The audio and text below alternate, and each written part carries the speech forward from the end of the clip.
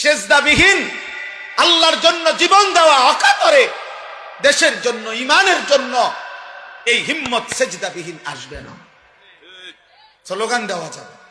শহীদ শরীফ ওসমান হাদি রাহমাতুল্লাহি আলাইহি, এই ইমানদার যুবক, 33 বছরের যুবক, সে বারবার বলছে আমি শহীদের মৃত্যু চাই, আমি প্রথম কাতারে সর্বপ্রথম গুলিবিদ্ধ হতে চাই।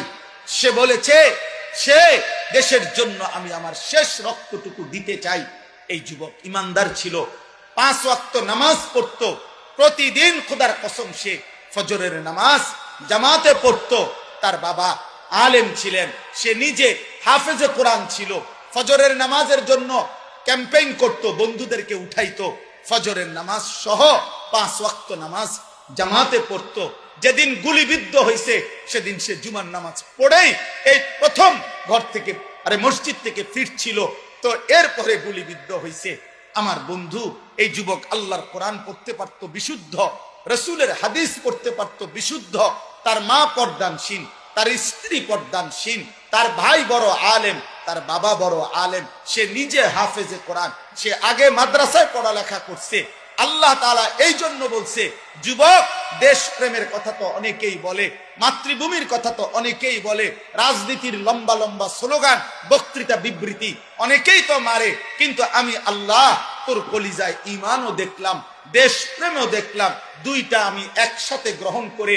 তুমি হাদি চেয়েছিলে মাত্র 500 ভোট, সে বলেছিল এইবার আমি প্রার্থী হয়ে মাত্র যদি প্রথমবার 500 ভোট পাই তাইলেই আমি ভাগ্যবান মনে করব। আর শাজিমের মালিক আল্লাহ বলে, তোর ফজরের সেজদার বদৌলতে আমি আল্লাহ 18 কোটি মানুষের সমর্থন তোকে দিয়ে দিলাম, যা। সে চেয়েছে 500 সমর্থন, আল্লাহ বলছে যা, 18 কোটি মানুষের সমর্থন যুবক তোমার জন্য দিলাম। কত হাফেজ, কত আলেম, কত মুফতি, কত মুহাদ্দিস, কত ফকিহ, কত পীর, কত বুজুর্গ, কত আউলিয়া, কত হাফেজে কোরআন, তালেবে ইলম, 90 বছরের বুড়া, 4 বছরের বাচ্চা, সবাই এই ইমানদার যুবকের জন্য অঝরে চোখের পানি ফেলে কাঁদছে কিনা বলো ভাই? আজকে আমি তার কবর জিয়ারত করছি।